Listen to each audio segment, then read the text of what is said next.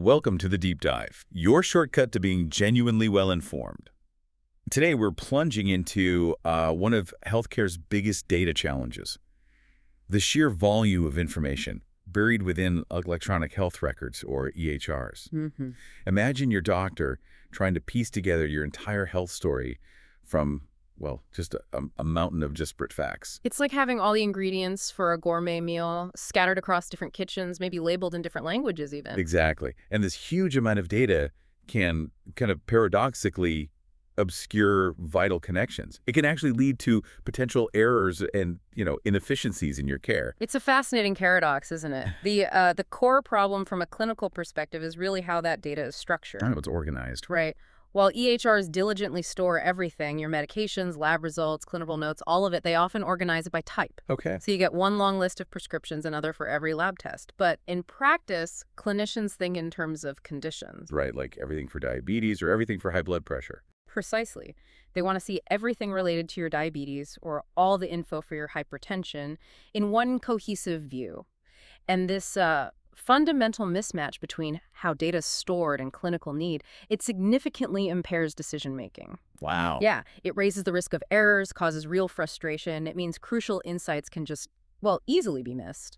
And within this vast sea of data, there's one particular connection that's proven incredibly elusive, but it's absolutely vital. What's that? It's the explicit, accurate links between a patient's medications and the specific clinical problems they treat. Making it crystal clear that this pill is for that condition. Ah, the indication. Right.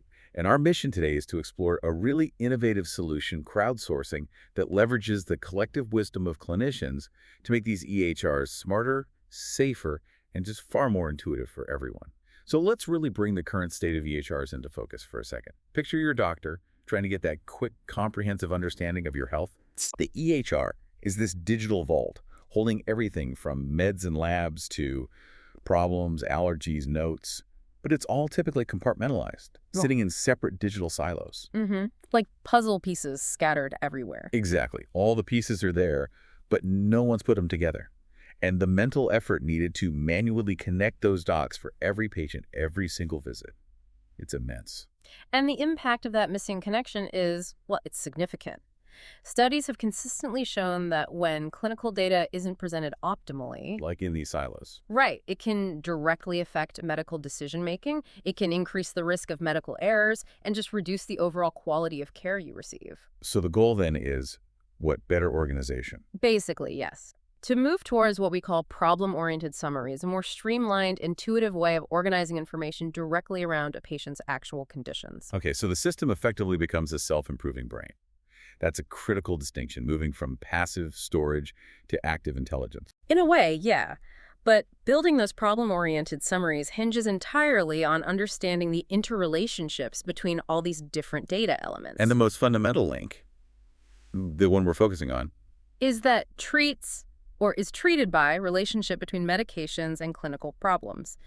It's really the bedrock for making sense of the whole medical record. Anna. And the brilliance of having these explicit medication problem links, I mean, the functionalities they unlock within EHRs are powerful. Like what specifically? Well, imagine having problem-oriented medication lists that are instantly understandable for both clinicians and patients. Makes your health story much clearer. Okay, that sounds useful. It enables what's called indication-based prescribing, meaning the specific reason the indication for every single medication is explicitly linked. That adds a crucial layer of clarity and safety, too. Right.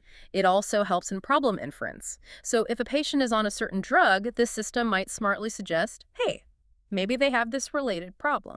Catching things that might have been missed. Exactly. And crucially, it provides more specific clinical decision support and helps detect potential errors. It really transforms the EHR from just a data repository into more of an intelligent clinical assistant. Okay, but hang on. If these links are so vital, why aren't they just perfectly integrated into every EHR already? It seems like a no-brainer. You'd think so, wouldn't you? But there are several deep-seated challenges with the current methods. Oh, jazz. Well, first, you've got standard terminologies and commercial knowledge bases. Right, like standardized lists of diseases and drugs. Exactly. But developing and maintaining these is incredibly difficult and expensive. Plus, they require significant and often error-prone effort to map local EHR data to these standardized terms. Because every hospital might call the same thing something slightly different. Precisely. That mapping step is a huge hurdle. Okay, what else? Then you have data mining techniques. These can infer relationships by looking for patterns in large data sets. Find things that often occur together. Sounds promising. It can be, but they tend to favor really common links, and they often miss important but rarer connections. And they can also generate what are called spurious associations, links that seem related just because they often co-occur in the data but aren't directly connected clinically. Like if someone takes aspirin for a heart condition and allergy meds, the system might think they're related. Potentially, yeah. It might infer a link where none truly exist clinically. Okay, and the third way? The third option is manual linking by clinicians. Doctors can manually link medications to problems in the EHR. But In many systems, it's optional. And honestly, in a busy clinic, it's just another click, another burden, so it leads to underutilization. Makes sense. And here's the real kicker. Manual linking can be incomplete or, crucially, it can be incorrect. Incorrect. How? Well, the sources gave a really vivid example. A clinician might mistakenly link simvastatin, which is for high cholesterol, to hypertension, high blood pressure, just because those two problems appear next to each other in a long list on the patient's record, instead of correctly linking it to hypercholesterolemia. Wow, just a simple slip-up because of the interface. Exactly, an honest mistake. Easily made when you're moving quickly. So it became really clear that a new method was needed, something more effective, more resource efficient to get these critical links right. Absolutely. Something was needed to overcome these pervasive challenges and make sure these links are accurately captured and used. So how do we solve this puzzle?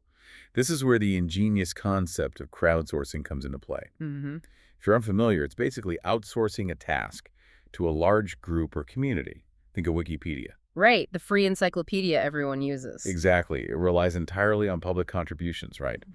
And studies have actually shown its accuracy can be comparable to, sometimes even better than, the Encyclopedia Britannica. It's a powerful example of collective intelligence. It really is. And the brilliance here is how this powerful idea was adapted for healthcare. The research we're digging into proposed a novel crowdsourcing method specifically for inferring these medication problem relationships. And the truly innovative part, it leverages existing clinician workflows. It doesn't impose new tasks or require extra resources. Wait, how does that work? Well, in the study, the crowd wasn't the general public. It was the EHR users themselves, the clinicians at a specific institution. Okay, and the outsourced task. Was there routine, daily, manual assertion of problem medication pairs as part of their regular workflow? So using the work they were already doing. Exactly. So tell us about the study itself. Where did this happen? Right. So this groundbreaking study took place at a large multi-specialty academic practice in Houston, Texas. They were using the Allscripts Enterprise EHR. Okay. And here's the crucial element that made this crowdsourcing possible. The clinicians there were required to manually link any e-prescribed medications to an indication of problem within the patient's clinical problem list. So it wasn't optional there. It was mandatory. Correct. That mandatory requirement was absolutely key to gathering that initial raw crowdsourced data, all those clinician assertions. Got it. But even with mandatory linking, there were still issues. Yeah. The initial challenge quickly became apparent. When they did a preliminary review, just looking at randomly selected pairs, They found errors. they found a number of incorrect links, just like that simvastatin example we talked about. Right. So the goal wasn't just to gather all the links clinicians made, it was to figure out how to filter them, how to identify only the directly related, accurate ones that would be suitable for building a truly reliable knowledge base for inference. Okay, so how did they filter out the noise? This sounds like the tricky part. It was, and this is where the real innovation began. They developed this really clever iterative methodology. Okay. Their initial attempts involved just looking at the absolute frequency. How many times was a specific link made? So if lots of doctors linked drug A to problem B, it's probably right. That was the idea. For example, they tried only including pairs that were assertive for more than one patient. That gave them over 12,500 distinct pairs. still a lot. Right. But even with that simple filter, an informal review showed there were still too many erroneous links in there. Simple frequency wasn't quite enough. Okay, so what next? To refine it, they introduced a more sophisticated measure, a relative threshold. They called it the link ratio. Link ratio. How does that work? Okay, so for each specific problem medication pair, they calculated the proportion. They looked at all the patients who had both that medication A and D, that problem, in their record, Right. and then calculated what percentage of those patients actually had the link manually asserted by a clinician. Ah, I see. So if a drug and problem often appear together just by chance, but doctors rarely link them, the ratio would be low. Exactly. A ratio of 1.0 would mean that for every single patient with that drug and problem combination, the link was manually asserted. Super strong signal. Whereas a low ratio suggests maybe they co-occur but aren't directly related, or at least clinicians don't think so. Precisely. This was crucial because it accounts for that baseline probability of things just co-occurring randomly. Okay, so they had frequency, how often a link was made, and this link ratio, how reliably it was made when both the items were present. Yes. And they combined these two metrics. They stratified all the pairs into different groups based on these values, like linked 1 time with a ratio below 0.1, linked 2 times with a ratio between 0.1 and 0.19, and so on. Creating different tiers of confidence. Kind of, yeah. Then an investigator, and this is important, they were blinded to the actual threshold values for each group, performed an expert review. They compared the links in each group against a gold standard, like the Lexicomp drug database, to judge their clinical appropriateness. And what did they find? A clear positive correlation. The higher the frequency and the higher the link ratio, the higher the percentage of appropriate correct links within that group. That makes intuitive sense. The more often and more reliably it's linked, the more likely it's right. Exactly. So after all that rigorous testing, where did they draw the line? What made the cut for the final knowledge base? They aimed for a high level of accuracy, setting the bar at an estimated 95% appropriateness. 95%, okay. So this meant including pairs that met specific combined criteria. For instance, having a link ratio of 0.2 or more with at least 2 patient links, Okay. or a ratio of 0.1 or more with at least 3 patient links, Mm-hmm. or simply any pair that had been asserted for 10 or more patients, regardless of the ratio. So different ways to reach that confidence level. Right. It allowed for both high reliability links, even if less frequent, and very frequent links, even if the ratio wasn't perfect. And the result of all this filtering? The result was this highly curated knowledge base. It contained 11,166 distinct high-confidence problem medication pairs. Down from over 41,000 initially asserted pairs. Way down, yes, from 41,203 originally. But, and this is key, this refined set still accounted for over 76%, 183,127, of all the individual link insertions initially made by clinicians. Wow. So they dramatically reduced the number of unique pairs, but kept most of the actual linkage instances. Exactly. A massive reduction in the noisy, likely incorrect unique pairs, but a huge leap in the overall quality and reliability of the knowledge base while still representing the bulk of clinical assertion behavior. Okay, so they built this high-quality knowledge base from the wisdom of the crowd, carefully filtered. What was the real impact when they put it into action? Right. They didn't just stop at creating the database. They then retrospectively applied it. They looked at patient records where medications and problems co-occurred, but where the clinician hadn't manually asserted a link. The missing links. The missing links, exactly. And they used their new knowledge base to see if it could automatically, or rather inferentially, fill in those gaps. Did it work?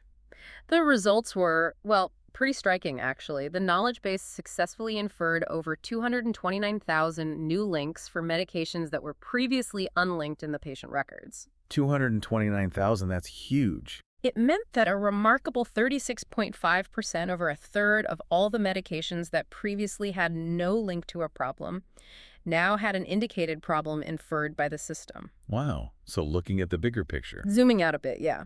The total percentage of medications that had any link, either manual or inferred in patient records, jumped significantly. It went from about 55% with just the manual links Okay. up to over 71% when they combined both the manual links and these newly inferred links. That's a huge jump. A 16 percentage point increase in completeness. A remarkable increase, yes. And crucially, they validated the accuracy. An expert review compared the combined manual and inferred links against a gold standard. And the accuracy held up. It did. They found a sensitivity of about 66%, meaning it caught 2/3 of the true links and a specificity of almost 98%. 98% specificity. So it was very good at not creating false links. Extremely good. Highly accurate at avoiding false positives, while still being reasonably effective at identifying the true links. That's a massive leap in efficiency and completeness for patient records. I mean, imagine a system that can automatically fill in those missing pieces of vital information with such high accuracy. It really does make the record far more comprehensive, potentially, without adding to the doctor's workload. In fact, it could reduce it. How so? Well, this crowdsourcing method offers several powerful practical applications that directly benefit you, the patient, and your care. First, as we discussed, it directly helps semi-automate those problem-oriented clinical summaries. Making them much more complete. Right. Imagine summaries showing maybe 72% of medications linked to problems compared to just 55% with manual links alone.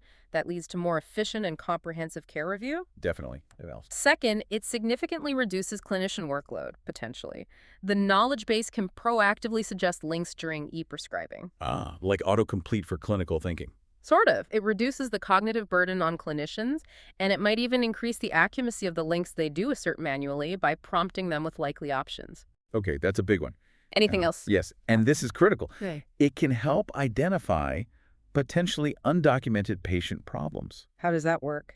The study found that about 20% of the medications that couldn't be linked, either manually or by inference, were for patients who had no problems listed in their problem list at all. Whoa. But here's the thing. For 92% of those specific unlinked medications in patients with blank problem lists, the medication did exist in the crowdsourced knowledge base with a known indication. Meaning the system knew what that drug was likely for, even if the doctor hadn't documented the problem yet. Exactly. So a problem could have been inferred and potentially flagged for the clinician to confirm and add to the patient's record. That's huge for catching missing diagnoses or documentation gaps. Absolutely. It directly contributes to those meaningful use goals, the government initiatives promoting effective EHR use by helping maintain accurate, up-to-date patient problem lists. So compared to the old ways, standard terminologies, data mining, what are the big advantages here? Well, what's particularly compelling about this crowdsourcing approach is its inherent advantages. First, it's inexpensive. It leverages work already being done. Right. No need for expensive external databases or complex algorithms necessarily. Second, it's automatically mapped to local terminologies. It elegantly avoids all that complex error-prone mapping we talked about earlier because it's built from the local terms clinicians actually use. Oh, that's clever. Third, it's continuously up to date. As new medications are used or new uses for old medications emerge, those links start appearing in the data and get incorporated. So it evolves naturally with clinical practice. Exactly. And finally, perhaps most importantly, it inherently reflects local prescribing practices, making it highly relevant and tailored to the specific institution where it's generated. It all sounds incredibly promising. But no method is perfect, right? Are there limitations? Oh, absolutely. Even with such a powerful tool, there are caveats. One key consideration is generalizability. Meaning, would a knowledge base built at Hospital A work well at Hospital B? Pretty much. Similar to data mining, a knowledge base generated at one institution might not be easily transferred to another, especially if they use different underlying clinical terminologies or have very different patient populations or prescribing habits. But the method could be replicated anywhere. Yes, the method itself is reproducible. And actually, combining links generated from multiple institutions could significantly improve generalizability down the line. Okay. What other limitations? Well, there's the inherent potential for incorrect links slipping through, even with the filtering. Remember, it's based on initial human assertions, and humans make mistakes. Right, the simvastatin example again. Exactly. And that chosen 95% appropriateness cutoff, that's a balance. For different uses, you might want to adjust it, maybe demand 99% accuracy for certain critical alerts, or accept lower accuracy if you want to capture more potential links, higher sensitivity. So it's tunable. And you mentioned earlier about prescriptions. Right. A practical limitation is missing non-e-prescribed medications, since the study required linking only for medications prescribed electronically. Things like over-the-counter drugs or supplements. Exactly. Those often not e-prescribed, so they might be underrepresented or missing entirely from a knowledge base built this way. Got it. So limitations acknowledged, But the future potential still seems really exciting. What's next? Researchers are definitely looking ahead. One avenue is improving that appropriateness evaluation by using much larger data sets, including links from multiple institutions, like we just discussed. Strengthening the signal, improving generalizability. Right. Another interesting idea is developing a reputation score for clinicians. Like on Amazon or eBay. Kind of. Similar concept. It could potentially give more weight to links asserted by clinicians whose previous links have proven highly accurate, further refining the knowledge base. That's fascinating. Using social proof within the clinical community. And we can also expand the application of crowdsourcing to other clinical data elements. Why stop at medications and problems? What else? Imagine creating knowledge bases for problem laboratory result pairs, linking specific abnormal labs to likely underlying conditions. Think of the insights there. Yeah, that could be incredibly powerful for diagnostics. Definitely. And finally, there's a fascinating area for future research just digging into the causes of those initial incorrect manual links. Why do doctors make those mistakes? Right. Are they mostly those juxtaposition errors? Clicking the wrong thing because it's nearby? Is it because the actual problem isn't even on the patient's list yet? Or other kinds of data entry errors? Understanding the why could help fix the how. Exactly. Understanding those root causes can directly inform improvements in the EHR user interfaces, maybe specific training or interventions for clinicians, making the whole system more robust and user-friendly from the start. Wow. This deep dive has truly revealed the power and I guess the ingenuity of this crowdsourcing method. It's amazing how, by intelligently applying collective wisdom, using workflows already in place, we can fundamentally transform how we manage and use all this complex healthcare data. It really does feel like a powerful shortcut to being better informed about smarter, safer healthcare. Absolutely.